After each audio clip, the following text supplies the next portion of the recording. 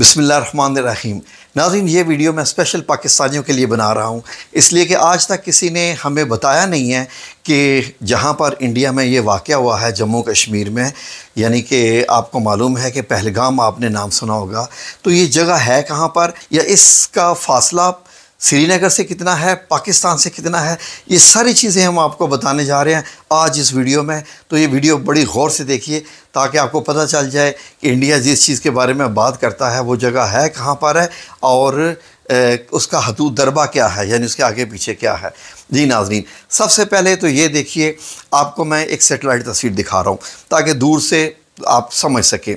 नाज़रीन, अगर आप सेटेलाइट पिक्चर देखें तो अगर हम यानी कि इसका फ़ासला नापने की कोशिश करें पाकिस्तान के जो आज़ाद कश्मीर है और जहाँ पर जम्मू इंडियन ऑक्युपाइड कश्मीर का जो बॉर्डर शुरू होता है, वहाँ से इसका फ़ासला तकरीबन 150 टू 160 किलोमीटर है, क्योंकि कुछ जगह पर नज़दीक है, कुछ जगह पर दूर है। लेकिन क्या ये रास्ता आसान है नाज़रीन? बिल्कुल नहीं।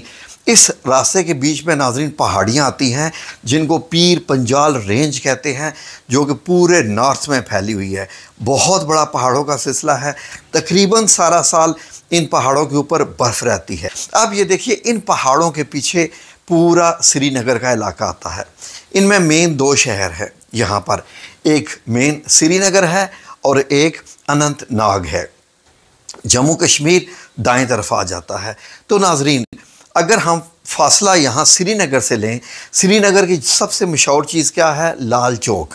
लाल चौक से पहलगाम का फ़ासला कितना है? 91 किलोमीटर। जी नाज़रीन, कम से कम अगर स्ट्रेट रोड भी हो तो ये 2 घंटे की तकरीबन ड्राइव बनती है।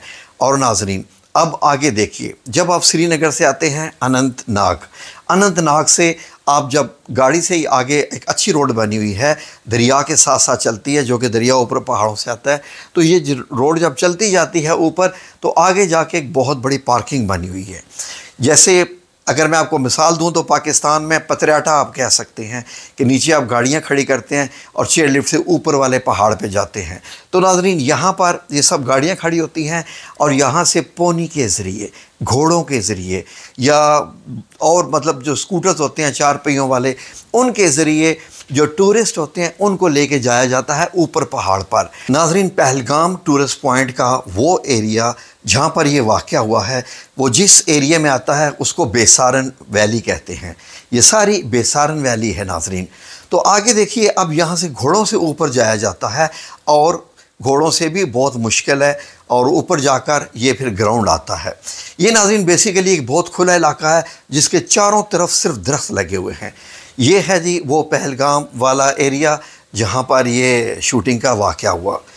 तो नाज़रीन, ये वो मेन जगह है सारी। अगर आप इसको मेजर करें इस पूरे ग्राउंड को, जो कि पहाड़ के ऊपर जगह बनी हुई है, तो ये तकरीबन 250 मीटर बाय 550 मीटर तकरीबन बनता है लॉन्गिट्यूडिनल में, और इसकी चौड़ाई। इसके अंदर ही सब लोग इकट्ठे होते हैं, यहीं पर ही सब पिकनिक मनाते हैं। और नाज़रीन, एक मेन गेट है, वो मेन गेट जो आप वो पीछे मेरे देख रहे हैं, ये इसका मेन गेट है, यहाँ से दाखिल होते हैं। 35 रुपये टिकट है तकरीबन बड़े बंदे का जिसकी उम्र 12 साल से ज़्यादा हो, और 15 रुपये टिकट है उस बच्चे के लिए जो 12 साल से छोटा हो।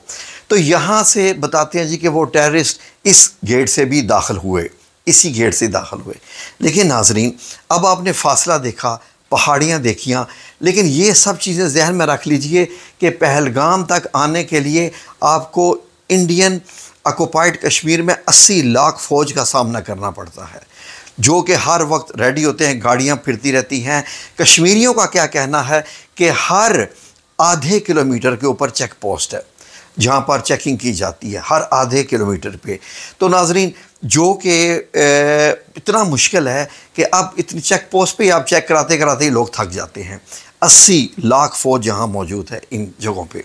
इसके बावजूद नाज़रीन, जब लोग यहाँ इकट्ठे हुए, वो अपनी पिकनिक में मशगूल थे, ज़ाहिर है उनको क्या पता था।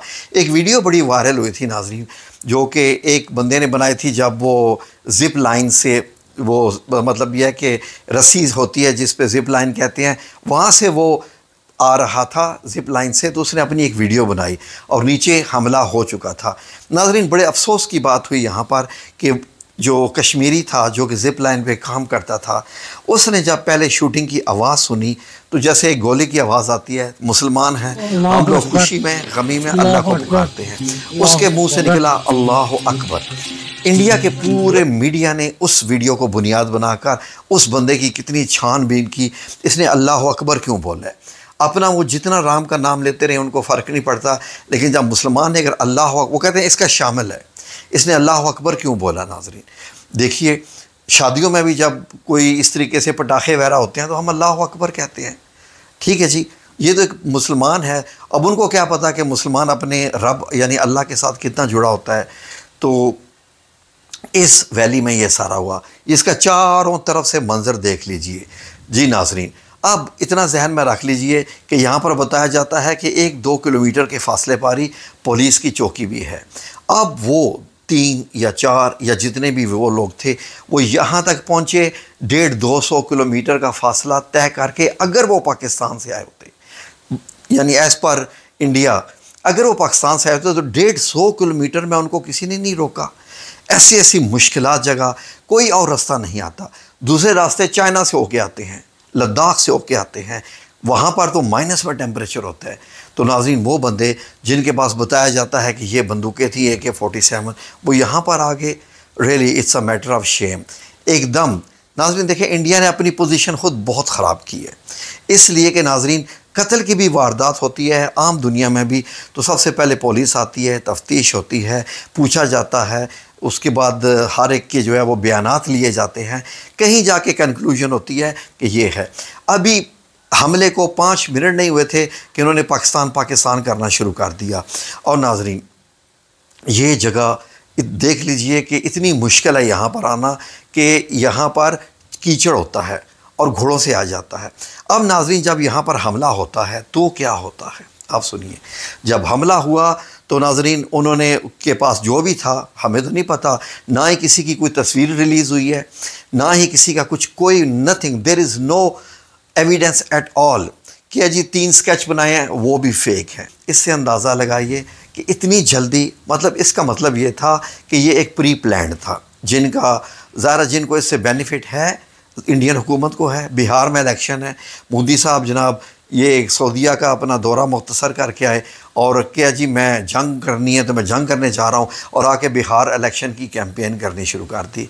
इंडियन मीडिया नाज़रीन वेरी सॉरी टू से, मुझे इंतहाई अफसोस हुआ कि एक पढ़े लिखे बंदों की अगर बात की जाए तो नाज़रीन इंडियन मीडिया ऐसे कर रहा है जैसे नोज़ नथिंग एकदम। फॉर एग्ज़ाम्पल मैं आपको बताता हूँ, जैसे let's convert this room into a news room है ना नाज़रीन। आए आपको एक थोड़ा सा मॉडल दिखाऊं कि इंडियन मीडिया वाले किस तरीके से जो है वो न्यूज़ आजकल दे रहे हैं। नाज़रीन तैयार हो जाइए, मैं आपको बता रहा हूँ तैयार हो जाइए, मैं कहने लगा हूँ तैयार हो जाइए। जी बिल्कुल, पाकिस्तान जंग करने लगा है और पाकिस्तान सिर्फ अपने न्यूक्लियर बटन दबाने लगा है, उंगली करीब पहुँच गई है, 1-2 इंच का फासला रह गया है, बस अब उंगली टच होगी तो न्यूक्लियर का बटन दब जाएगा। अब ये पहली खबर हम दे रहे हैं, ये ब्रेकिंग न्यूज़ है, ये ब्रेकिंग न्यूज़ है, लीजिए इसको और लीजिए, ये हमारा चैनल दे रहा है सिर्फ न्यूज़ कि ये देखिए ये न्यूक्लियर का बटन प्रेस करने लगा पाकिस्तान, ये बहुत बड़ी खबर है, पाकिस्तान न्यूक्लियर जंग का आगाज़ करने लगा है। क्या यार, क्या बंदरों की तरह ऐसे करते हैं यार। आप पढ़े लिखे लोग हैं, आप तो अपने आप को बहुत अक्लमंद समझते हैं, आप तो अपने आप को सुपर पावर समझते हैं, तो इस तरीके की यार मैं अब क्या इंग्लिश का लफ्ज़ बोलूँ, इसका मतलब कन्वर्जन चीप लैंग्वेज होती है कि आप ऐसे लैंग्वेज इस्तेमाल करते हैं, फिर गाली गलोच और फजूल किस्म की बातें ये कर देंगे वो कर देंगे। हमारे मज़हब ने हमें ऐसा कुछ भी नहीं सिखाया। इस्लाम ने हमें ये सिखाया है कि जब जंग तुम पे मुसल्लत हो जाए तो दिलो जान से जंग करो और अल्लाह रब्बुल इज़्ज़त तुम्हारी मदद करेगा, वो फरिश्तों से भी मदद करेगा, जिस चीज़ से चाहे वो मदद करता आया है। इंडियंस को तो मालूम नहीं है मुसलमानों की तारीख़ कि कभी अल्लाह ने मच्छर इस्तेमाल किए, कभी अबाबील परिंदे इस्तेमाल किए, कभी कोई मखलूक इस्तेमाल की, कुछ भी। ये कोरोना भी अल्लाह की एक मखलूक थी, तो जो चाहे अल्लाह कर सकता है। तो नाज़रीन ये आपको मैंने फ़िलहाल एक मॉडल दिखाया था, ये सारा ये है वो पहलगाम का गाँव। और यहाँ से अगर आप देखें तो फ़िज़ा सर्दियों में कैसी नज़र आती है, यहाँ पर बर्फ़ पड़ी होती है, इसी ग्राउंड में बर्फ़ होती है और उस वक्त भी टूरिस्ट आते हैं लेकिन कम आते हैं।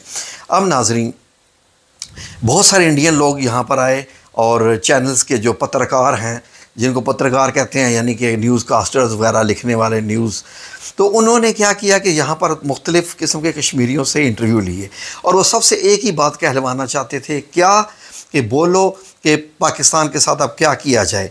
एक कश्मीरी ने भी नहीं बोला, यकीन करें, जितनी मैंने वीडियोस देखी, मैं 5 दिन से उनके व्लॉग्स देख रहा हूँ, जी बिल्कुल, एक कश्मीरी ने भी नहीं बोला कि ये पाकिस्तान ने किया और पाकिस्तान पे हमला करो।